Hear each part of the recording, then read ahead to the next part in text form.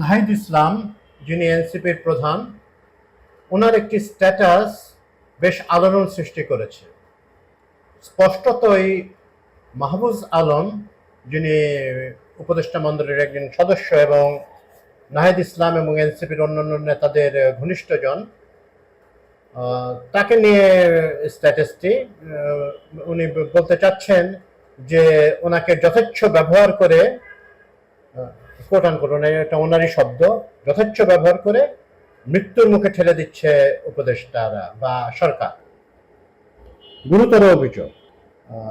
একসময় একসময় বলতে গিয়ে কিছুদিন আগ পর্যন্ত তো এনসিপি কে সরকারি দল, কিংস পার্টি নানা রকম অভিধায় অভিষিক্ত করা হতো। তো বেশ কিছুদিন ধরে আমরা দেখছিলাম যে ইউনূস সাহেবের সরকারের সাথে এনসিপির একটি দূরত্ব, এটা চেষ্টা করে দূরত্ব নাকি আসলের দূরত্ব, এটা নিয়ে নানা রকম বিতর্ক দেখা দিয়েছে। কিন্তু দূরত্ব একটা সৃষ্টি হয়েছে তাদের, অ্যাটলিস্ট তাদের যে বক্তব্যগুলোর মধ্যে, তাদের রেটরিকের মধ্যে। সরকার তরফ থেকে অবশ্য এনসিপির কাছে তেমন কিছু বলা হয়নি, এনসিপি বলছে। তো মাহফুজ আলমের ব্যাপারে এই উদ্বেগ, উৎকণ্ঠা, অবশ্য উনি এটাও বলে নিয়েছেন যে এরপরে না, এখন মাহফুজ আলম টার্গেট, এরপরে আমরা টার্গেটের শিকার হব। মানে আমরা বলতে উনি নিশ্চয়ই নিজেকে, হাসনাত আবদুল্লাহ, সার্জিস আলম এবং অন্যান্য যারা আছেন, হান্নান মাসুদ, এনারা সবাইকে নিয়ে তো উনি তার উৎকণ্ঠা ব্যক্ত করেছেন। এই বক্তব্যটি আসলো যখন পরপর দুবার দেশের বাইরে মাহফুজ আলম আক্রান্ত হলেন এবং তার নিরাপত্তা বিধানে যথেষ্ট গাফিলতি ছিল বলেই প্রতীয়মান। লন্ডনে তো মনে হলো যে উনি একা, তার বিপক্ষে সব এই আওয়ামীবাদী, মুজিববাদী গোষ্ঠী। তো তারা তাকে আক্রমণের সফল না হলেও বেশ উদ্যোগ হয়েছেন। তো আমাদের দূতাবাস বা আমাদের সরকারের তরফ থেকে তার নিরাপত্তার ব্যাপারে যথেষ্ট ব্যবস্থা গ্রহণ করা হয়নি বলেই বোঝা যাচ্ছে। কেন? এই সরকারের অনেকেই তো বিদেশে যান। এর আগে অবশ্য আসিফ নজরুল একটা একটা মবের মুখোমুখি হয়েছিলেন। ভালো কথা, এখানে কোনো কেউ কিন্তু মব বলে না তাদেরকে, আমাদের সুশীল প্রগতিশীল গোষ্ঠী, এরা তাদের এইসব বিদেশে যারা এরকম হামলা করছেন, আক্রমণ করার চেষ্টা করছেন, তাদেরকে মব বলেন না। তো উনিও একটা মবের শিকার হয়েছেন। কিন্তু এছাড়া ইউনূস সাহেব নিজেই তো ঘন ঘন বিদেশে যান, 12-13 বার চলে গেছেন বিদেশে, কেউ তো তাকে বাধা দেয় না। নানা দলের রাজনীতিবিদরা যান, তাদেরকে তো বাধা দেওয়া হয় না। এই এনসিপি নেতারা China, but China is a very different case. তো ওনারাও চায়না, মালয়েশিয়া গেছেন, তো তাদের হয় নাই। তো হওয়ার কথাও তেমন না, কারণ ওখানে এইসব ঘটনা ঘটানোর সাহস ওই দেশের প্রবাসীরা পাবেন না। যেহেতু ওয়েস্টার্ন ওয়ার্ল্ডের লিবারেল লর সুযোগ নিয়ে এই গোষ্ঠীটি মাহফুজ আলমের উপর আক্রমণ করেছেন, কিন্তু উনি টার্গেট হচ্ছেন বারবার। তো আশঙ্কা করা যেত নাহিদের যে উদ্বেগ, উৎকণ্ঠা এবং এক ধরনের রোষ, এটা তো উড়িয়ে দেওয়া যায় না। মাহফুজ আলম নিজে একটি ব্যতিক্রমী চরিত্র বাংলাদেশের রাজনৈতিক ল্যান্ডস্কেপে।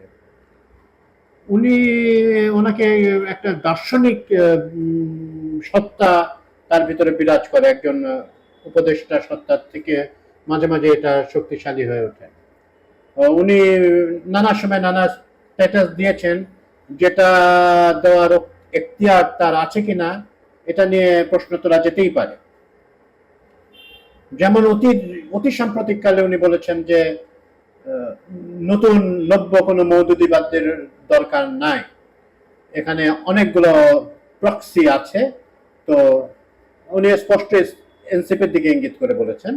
তো এরকম আর কোনো প্রক্সির দরকার নেই, নতুন ভাবে রিক্লেম ইত্যাদি উনি চমৎকার দিকে, চমৎকার যদিও একটু ফিলোসফিক্যাল ইয়েতে মাঝে মাঝে একটু অস্পষ্টতা উনি রেখে দেন তার বক্তব্যে।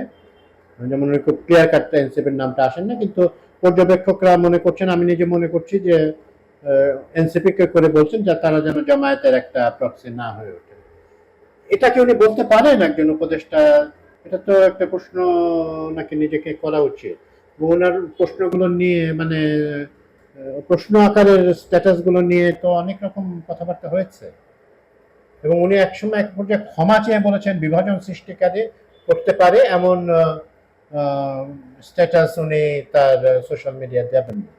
কিন্তু যেহেতু একটা দার্শনিক সত্তা বা একটা লেখক সত্তা ওনার ভিতরে আছে, আমার মনে হয় হি ক্যান হেল্প হিমসেলফ। উনি নিজেকে সংবরণ করতে পারেন না, উনি দিয়ে বসেন। আগের স্ট্যাটাসগুলো উনি খুব মানে বেশ দ্রুতই ডিলিট করে দিয়েছেন, আগে যে বিতর্কিত স্ট্যাটাস গুলো। কিন্তু এটা এখন পর্যন্ত ডিলিট করেছেন কিনা জানি না, হয়তো করে ফেলবেন, মানে তার যে ট্র্যাক রেকর্ড অনুযায়ী এটা ডিলিট করে ফেলার কথা। তো ওনার মেধাবী, এবং তাকে ডক্টর ইউনুস আমেরিকাতে যখন প্রথম ইউএন এরিয়াতে গেলেন, তখন তো ওনাকে মাস্টার মাইন্ড হিসেবে, মানে জুলাই গণ অভ্যুত্থানের মাস্টার মাইন্ড হিসেবে পরিচিত করে দিয়েছিলেন, এবং উনি বেশ হাস্যজ্জ্বল মুখেই এটা মানে মানে হি অ্যাকসেপ্টেড দ্য গ্লোরি। কিন্তু পরবর্তীতে দেখা গেল মাস্টার মাইন্ড হিসেবে অনেকে আরো নাম আসছে, এবং সাদিক কাইয়ুম নিজে কখনো দাবি করেননি সাদিক কাইয়ুম, কিন্তু মনে হচ্ছে যে সাদিক কাইয়ুমের রোল বেশি, ইয়েতে আমি যাচ্ছি না, বেশি ছিল কিনা, সবচেয়ে বেশি ছিল কিনা এটা বলছি না, কিন্তু কারো থেকে কম ছিল না। হ্যাঁ, অনেক সমন্বয়ক ছিলেন, ওনাকে আমরা বলি সমন্বয়কদের সমন্বয়ক ছিলেন সাদিক কাইয়ুম। এবং আপনারা জুলকারনাইন স্যারের লেখায় ফুটে উঠেছে যে উনি ওনার কত বিশাল এবং অত্যন্ত ঝুঁকিপূর্ণ একটি ভূমিকা উনি পালন করেন। তো মাহফুজ একটু ম্রিয়মান হয়ে যান ইয়েতে, কিন্তু তার তার অবদানকে অস্বীকার করা যাবে না। তো উনি উনি অবশ্য খুব গুটি কয় ব্যতিক্রম, উনি ছাত্রলীগের আশ্রয় নেন নাই কখনো। হ্যাঁ, উনি মূলত তার অ্যাক্টিভিজম যেটা চালিয়েছেন, ওনার রোলও অনেক অনন্য সাধারণ রোল উনি পালন করেন, ঝুঁকি ওনারও কম ছিল না। এখন উপদেষ্টা হিসেবে উনি কতটা সফল, এটা নিয়ে প্রশ্ন তোলা যেতে পারে। উনি নাহিদের জায়গাতে এসেছিলেন উপদেষ্টা হিসেবে, তো সেটা তার সাফল্য খুব বেশি প্রতীয়মান হয় নাই। উনি এরকম উপদেষ্টা থাকা মানে উপদেষ্টা থাকাকালীন অবস্থায় উনি এনসিপির অভিভাবক বা উপদেষ্টার রোল তো প্লে করতে মানে করতে পারেন না উনি আসলে। কিন্তু সেটা যাই হোক, ওনার জীবনের উপরে আশঙ্কা আছে, এটা বলার অবকাশই রাখে না। ওনাকে বিদেশে দুইবার পর পর হামলা হলো, এখানে তার বিরুদ্ধে এই প্রতিবাদ হলো, সান্ডা সান্ডা সান্ডা ইত্যাদি শব্দ ব্যবহার করে মববাজি করা হলো তার বিরুদ্ধে। তো উনি একটু অকওয়ার্ড পজিশনে চলে গেছেন, এবং একটি কথা বাতাসে ভাসছে যে উনি সম্ভবত এনসিপিতে যোগ না দিয়ে বিএনপিতে যোগ দিতে পারেন। কালকে একটি টক শোতে দেখছিলাম যে বিএনপির এক নেত্রী উনি বললেন যে উনি তো ওয়েলকাম বিএনপিতে, এরকম একটা কথা বলেন। যদিও উনি ওইভাবে বলেন নাই যে উনি উনি নিয়ে নিয়ে আসছেন, এটা অনেক অনেক অনেক কিছুর উপরে ডিপেন্ড করে, এবং ইলেকশনের তো পুরোপুরি ডেট এবং পুরো শিডিউলটা তো এখনো হয়নি। তো এবং তারেক রহমান এখনো দেশে আসেননি। তো এখন উনি কোথায় কি জয়েন করবেন সেটা তো তার অধিকার রয়েছে। তবে আমি সরকারের কাছে দাবি জানাচ্ছি যে মাহফুজ এবং আমাদের এই মহান যে আন্দোলনটি হয়েছিল, গণ অভ্যুত্থানটি হয়েছিল, সেই অভ্যুত্থানের অগ্র সেনানীদেরকে রক্ষা করার দায়িত্ব সরকার, সব নাগরিকদেরই রক্ষা করার দায়িত্ব সরকার, কিন্তু বিশেষভাবে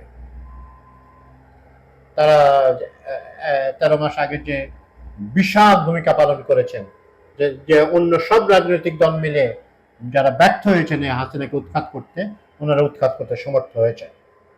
হ্যাঁ, তাদেরকে একদম শেষ মুহূর্তে সেনাবাহিনী সমর্থন দিয়েছে, সেটাও একটা বিরাট ইয়ে ছিল।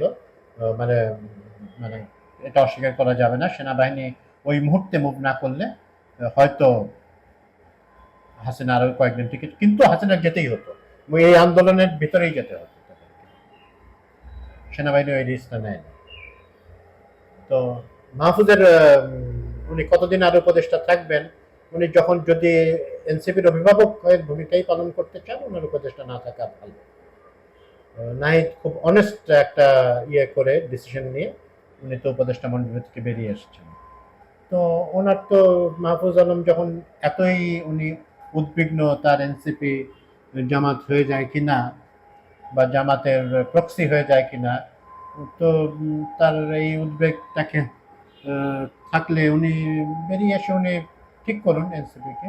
আর উনি যদি বিএনপিতে যোগ দিতে চান সেটা উনি করুন, বা অন্য যে কোনো দলে যোগ দিতে চান, বাংলাদেশ কমিউনিস্ট পার্টিতে যোগ দিতে চান। উনি তো ইন্টারেস্টিং ব্যাপার, ওনাকে প্রথমে বলা হলো হিজবুত তাহরির, হাস্যকর, অতি হাস্যকর। তাকে যারা চেনেন বা তার লেখা থেকে যারা দু একটি ঝলকও দেখেছেন, উনি হিজবুত তাহরিরের কোন রকম ভাবে হতে পারেন না। তারপরে বলা হলো মাজারপন্থী, নাস্তিক বলা হয়েছে কিনা আমি জানি না, বাট এরকম নানা রকমের অভিধায় তাকে ভূষিত করা হয়েছে। তো আমার সবসময় শ্রদ্ধা থাকবে তার সমালোচনা করলেও মাহফুজ আলমের অসাধারণ অবদানের জন্য হাসিনাকে বিতরণের ক্ষেত্রে আমাদের সশ্রদ্ধ অভিনন্দন।